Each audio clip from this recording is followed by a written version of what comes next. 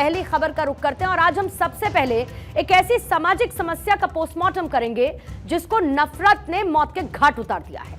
आज दोपहर बहराइच हिंसा का मुख्य आरोपी सरफराज और उसका साथी तालीम पुलिस के साथ एनकाउंटर में घायल हुआ।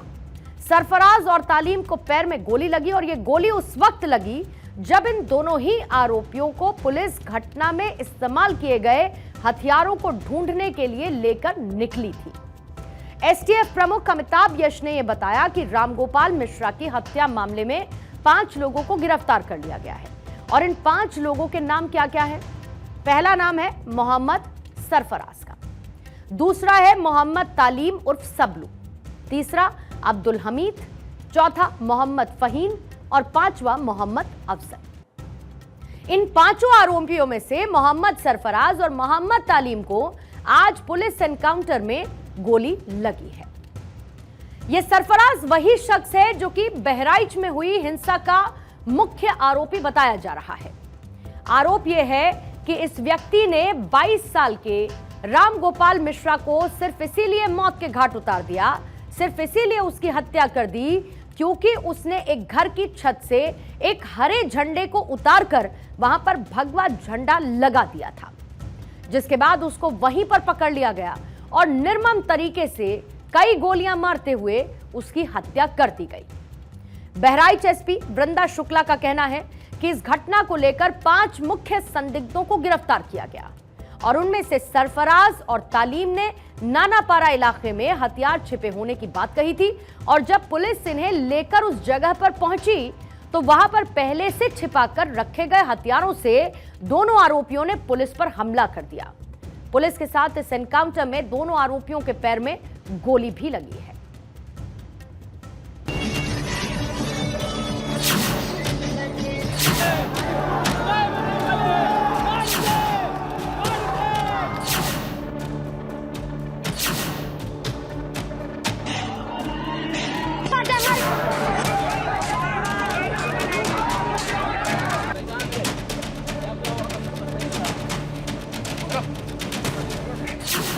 उर्फ रिंकू और मोहम्मद तालिम उर्फ सबलू, इनकी निशानदेही पे जब पुलिस की टीम नानपारा क्षेत्र में मर्डर वेपन की रिकवरी के लिए गई तो वहां पे इन्होंने मर्डर वेपन को लोडेड हालत में रखा हुआ था, जिसको लेकर पुलिस पर फायर किया गया। पुलिस ने अपनी आत्मरक्षा में जवाबी फायरिंग की जिसमें इन दोनों को गोली लगी है। ये घायल हुए हैं, इनको उपचार के लिए पहुंचा दिया गया है और जो अन्य 3 अभियुक्त हैं उनको भी हमने हिरासत में ले लिया गया है। आज 5 को औपचारिक रूप से गिरफ्तार किया गया है। सभी के खिलाफ ठोस कार्रवाई की जाएगी। रासुका की कार्रवाई भी जल्द इनके विरुद्ध अमल में लाई जाएगी और अन्य जो अभियुक्त हैं उनकी तलाश भी जारी है। हमारी टीम ग्राउंड पे लगी हुई है।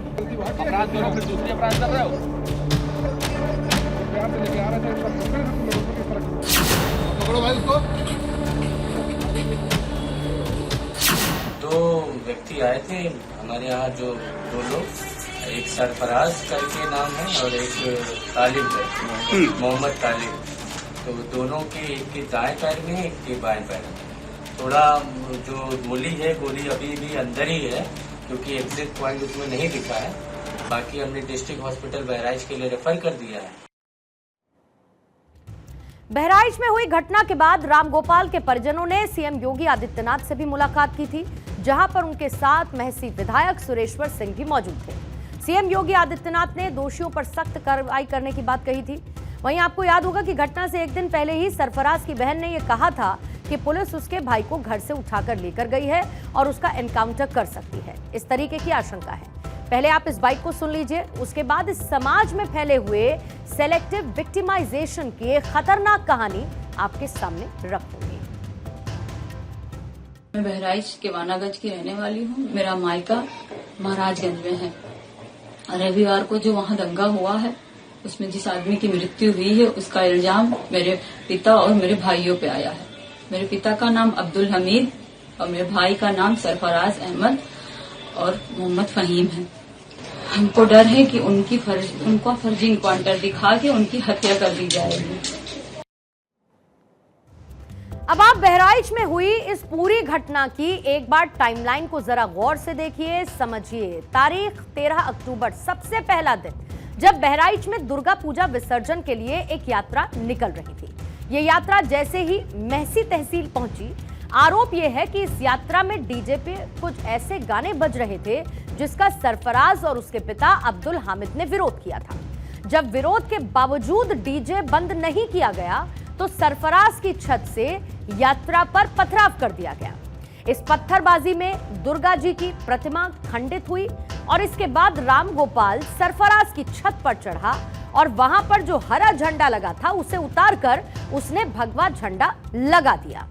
उसकी तस्वीरें भी सामने आई थी। मीडिया रिपोर्ट्स का यह कहना है कि जैसे ही राम गोपाल वहां से उतरने लगा, ठीक उसी वक्त सरफराज और उसके पिता ने उसे पकड़ लिया। मारपीट के बाद उसे गोली मार दी गई। इस घटना के बाद से ही सरफराज और साथी उसके पिता अब्दुल हामिद फरार थे। पुलिस ने आज सरफराज और उसके साथी फहीम को नेपाल बॉर्डर के पास से पकड़ा, जहां पर दोनों के पैर में ताबील को उसके पैर में गोली लगी थी। अब आपको समाज का एक सच भी दिखाना होगा कि अभी तक लगातार रामगोपाल की हत्या को लेकर यह कहा जा रहा था कि उसने गलती की है। वो क्यों सरफराज की छत पर चढ़ा, उसने क्यों वहां पर से वो हरा झंडा उतार दिया।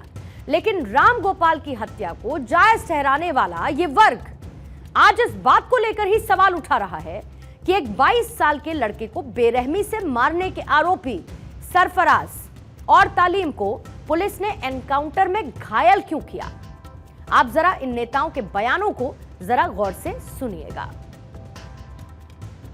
उत्तर प्रदेश में लगातार घटनाएं हो रही हैं और ये घटनाएं जो हो रही हैं वो सरकार की नाकामी की वजह से हो रही हैं। सरकार अपनी नाकामी छिपाने के लिए एनकाउंटर कर रही है। जीरो टॉलरेंस का नारा देने वाले उन्हें खुद अपने आप पर सोचना चाहिए। ये एडमिनिस्ट्रेटिव फेलियर था, सरकार का फेलियर था कि जब वहां पर तय था, पुलिस की जानकारी में था, तो आखिरकार आपने शांतिपूर्ण ढंग से क्यों नहीं प्रोसेशन को ले जाने दिया। फर्जी इनकाउंटर हो रहे हैं। मंगेश यादव का इसी तरीके से फर्जी इनकाउंटर किया सुल्तानपुर घटना में, अजीत प्रताप सिंह का मिट्टी का किया। दो घटनाएं यहाँ पे कर रहे हैं जो बहराइच में। ये पूरी तरीके से पूरी सरकार फेल है और पूरी तरीके से अपनी गलतियों को छिपाने के लिए सारी चीजें की है। दंगाइयों ने भीड़ ने सारी दुकानें जला करके खाक कर दी। जी, दंगाई तो दंगाई है। दंगाई को आप किसी धर्म के साथ क्यों जोड़ते हो? जिन्होंने दुकानें जला करके खाक कर दी, पूरी मार्केट जला दी और घरों में घुस करके औरतों के साथ बदतमीजी की, उनका भी इलाज करना चाहिए। अब आगे का विश्लेषण करने से पहले आइए सीधा आपको उसी अस्पताल में लिए चलते हैं, बहराइच का वो मेडिकल सेंटर जहां पर इन दोनों आरोपियों का, जिनको एनकाउंटर में गोली लगी है, उनका इलाज चल रहा है। और मेरे सहयोगी नीलेश इस वक्त वहां से मेरे साथ जुड़े हुए हैं।